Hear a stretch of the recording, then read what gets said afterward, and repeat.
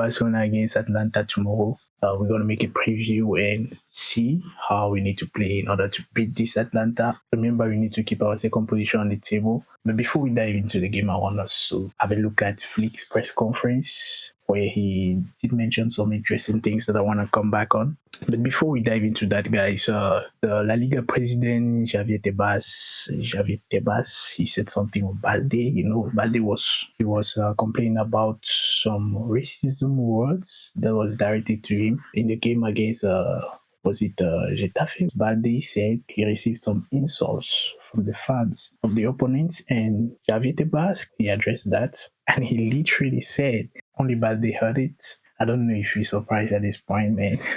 I'm not surprised if you are. Me, I'm not really surprised. We know this president, he literally hates Barcelona. He doesn't behave like a president of a national championship. He doesn't behave like that. He behaves like a fan, a Madrid fan, like a die-hard Madrid fan. He doesn't even hide it, and that's so sad for us. Okay, let me show you guys this lineup I fell on. This is our lineup 3 years ago, guys, with Luc de Jong. Luc de Jong, he really saved us in our season. Luc de Jong, he scored some crazy goals. I remember his headers, and he was amazing. You all loved him. I loved him. We didn't expect much from him, and he delivered. He helped us score some last-minute goals. We had Jungla, we had Ilias, Rikipi, Nico, Mingueza, man. We had a poor team, bro. We had a poor team. There's nothing you can win. You can't win title with this team right here. You can't win any title.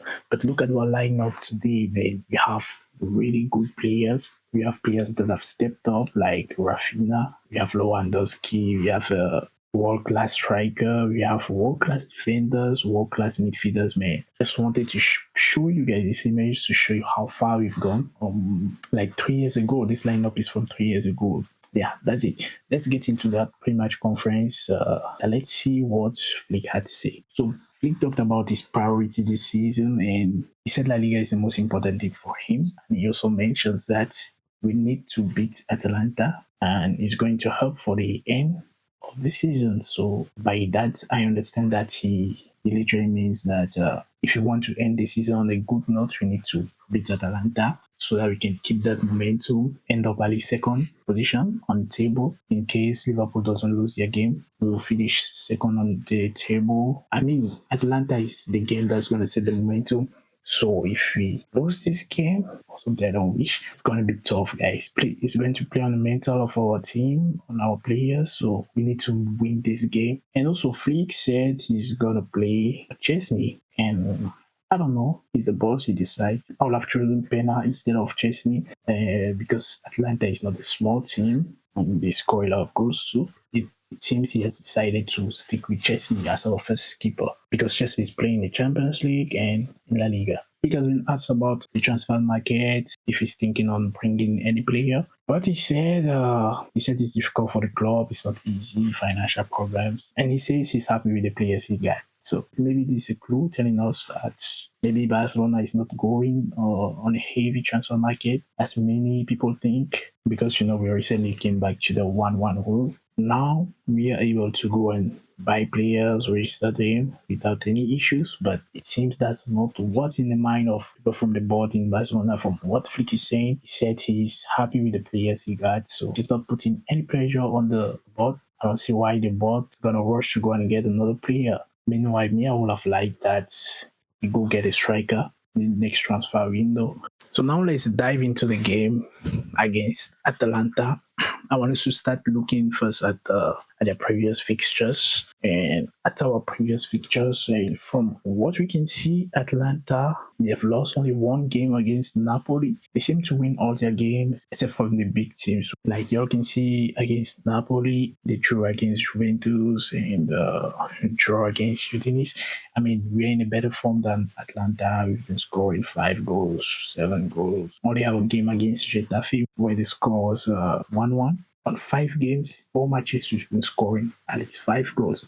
That's crazy. But what we can also notice is that we also concede goals. We concede at least 1 goal. And I don't think that's a problem for Flick. Flick's football philosophy is I don't care conceding many goals. All I care is scoring more goals than my opponent. That's literally Flick's philosophy. That's for the past games for both teams. Now I want us to look at how Atalanta plays. In the press conference, Flick said they really defend well. It's not easy to play against Atalanta. They play 1-against-1 on the whole field. In the build-up, you are always under pressure. So Atalanta is a team that really plays and they apply a lot of pressure. They really press very well. It's also good to know that Lukman got an injury during training, so he's going to be absent against us. And Lukman is one of Atlanta's dangerous players, so it's good to know that he won't be available against us. It gives us a fair advantage. The fact that Atlanta they play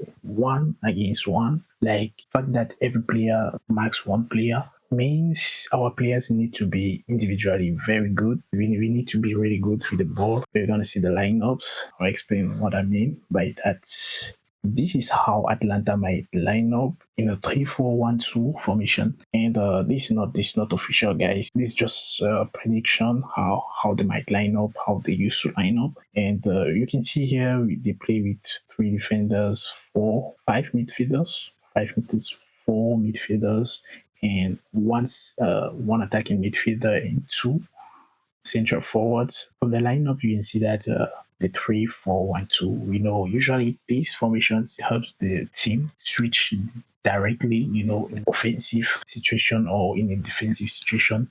The 2 midfielders that are on the wings, they can easily switch to help the defense, and that will make a defensive line of 5 players. That's how they can really cause us problems. Seen in the past games that Barcelona have problems against teams that play the low defensive line, and they can also switch in a non-offensive situation. They can players on the wings, they can go forward, make some crosses, and I don't know how they're gonna play, but that's my take on it. And from what Flick said, they play 1-against-1. That's how they apply their pressing. It means our players need to be very, very good individually. I want to say even before the players individually, they need to be very good. They need to be accurate in their passes, especially a guy like Lewandowski. Our midfielder need to be strong, because I think this game the game will be played in the midfield. Whoever gets control of the midfield will get a high advantage. Luckily for us, we have a guy named Pedri. We have really good players. Our players are good on the side. I think we have an advantage. But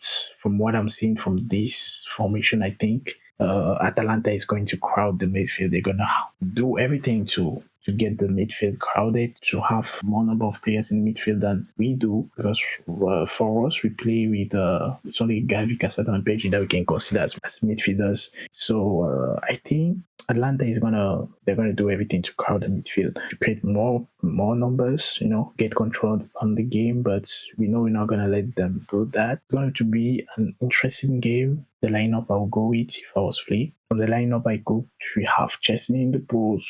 Normally I will go for Pena, but Vic said Chesney is gonna be our goalkeeper. We have Chesney the post, and I'll go with Eric Garcia instead of Araujo. Like I said, our players need to be very good with ball in the feet, and I trust Eric Garcia with that more than Araujo. Araujo, it's not the greatest when it comes to passing, and I will need players that can pass accurate balls, players that can keep the ball, players that are not scared to have the ball in the feet, players that have the ball and not lose it under pressure.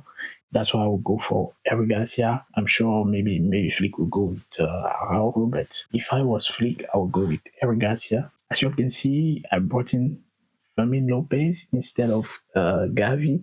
Gavi could be good, but I'll go with Fermin so he can keep the momentum he had from the past game. And I'm not putting Fermin because I consider him better than Gavi. I'm just considering the team we're going to play and the situation. I think Fermin will be a good fit for this type of game. In order to get a lot of opportunities, we need someone like Lopez that is fast, that's not scared to shoot the ball even from far. That's going to be ideal. So that's why I'm choosing Fermin Lopez. I want to keep that momentum. Let me know in the comments if you rather play Araujo instead of Eric Garcia, and let me know if you prefer to play Chesney instead of Inaki Pena. Because if I was Flick, I'll play Pena instead of Chesney. Chesney, I'm so scared of him. I'm just so scared of him. And Atlanta, they have a good striker. I'm worried about that. That's the lineup for my predictions. I think Barca is gonna win with a goal difference of 1 or 2. And I don't think the goal difference is going to be scary like what we've been used to see. I think it's going to be +1 or +2 goal difference. It's going to be something like 2-1 or 3-1 or maybe 3-2. I don't think we're going to have a crazy score line. Literally anybody can score in this team. I think Femin will score if he really starts. If he starts, he's gonna score. That's what I think. For Rafinha, Lewandowski, or Lamine Yamal, I think the goal can come from anywhere. But I see Lamine Yamal scoring too, or at least assisting. So I see Lamine Yamal with a goal contribution, either assisting or scoring or even both. So that's for my prediction, because I've seen Lamine Yamal was really hungry in the past game. He was really hungry, and you could see that he really wanted to score. So I think he might come through, and maybe Rafinha helping him get his goal. Why not? So that's for my prediction. Let me know what's your prediction for the game, and I'll see you guys just after the game. We're gonna be here and making a review of the game, and I really hope we win, because it's gonna be important for the next games. It's gonna give our players time to rest. While others are playing for the playoffs, we're gonna be resting, and our players are gonna be full of energy. Focusing more on La Liga games and the upcoming Copa del Rey games. So guys, see you just after the game, and I hope you love the video. Don't forget to like, to subscribe, and I will catch you guys in the next one. Ciao.